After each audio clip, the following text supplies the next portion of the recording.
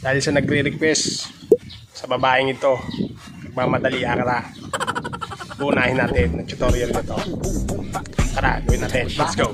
Simpleng video lang ang ginawa ko dito mga lods. Kung nakikita nyo, parang nagpipindot lang ako ng mabilis dyan. Yan na po magiging first clip po natin. Then yung second clip po natin, yung nasa kabilang side na yung ating karakter. At nagpalit-palit na po ako ng jersey dyan. Siyempre po, sa pagpalit po natin yung jersey, a-acting po tayo kunyaring may tumulak. Kapag meron na po kayong ganyang video, tara po sa CapCut, gawin na po natin. Focus po muna tayo sa first clip. Itap po muna natin para ma-highlight. Tapos po, focus po tayo sa baba. Piliin po natin sa baba yung overlay.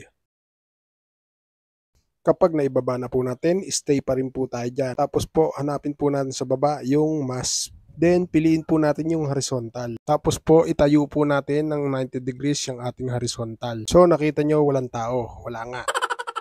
Piliin lang po natin yung invert sa baba.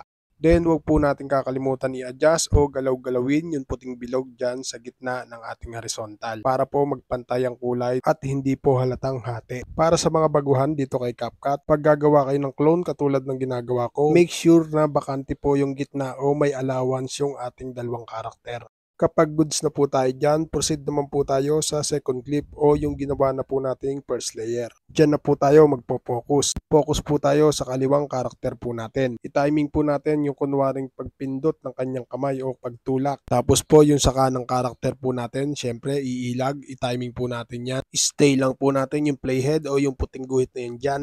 Saka po natin piliin yung split. Then, abante po tayo. Pag nagpalit na po ng damit yung ating karakter, syempre, kukunin lang po natin dyan yung kunwaring nag-react siya. Saka po natin split, tapos yung sobra, burahin po natin. Tapos po, maigsi lang po kukunin natin dyan. Mag-split po ulit tayo dyan. Tulad ng ginawa natin una, ganun din po gagawin natin dyan sa susunod. Split lang din po ulit, tapos burahin po natin yung hindi natin kailangan.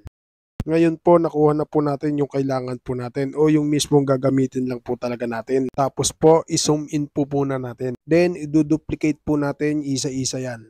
Tapos po, kapag may duplicate na po lahat, ang gagawin po natin dyan ay ipag-alternate lang po natin. Siyempre po, kung ano yung nasa dulo na suot natin, yun po ay titira natin sa dulo. Kapag goods na, check natin kung anong magiging resulta.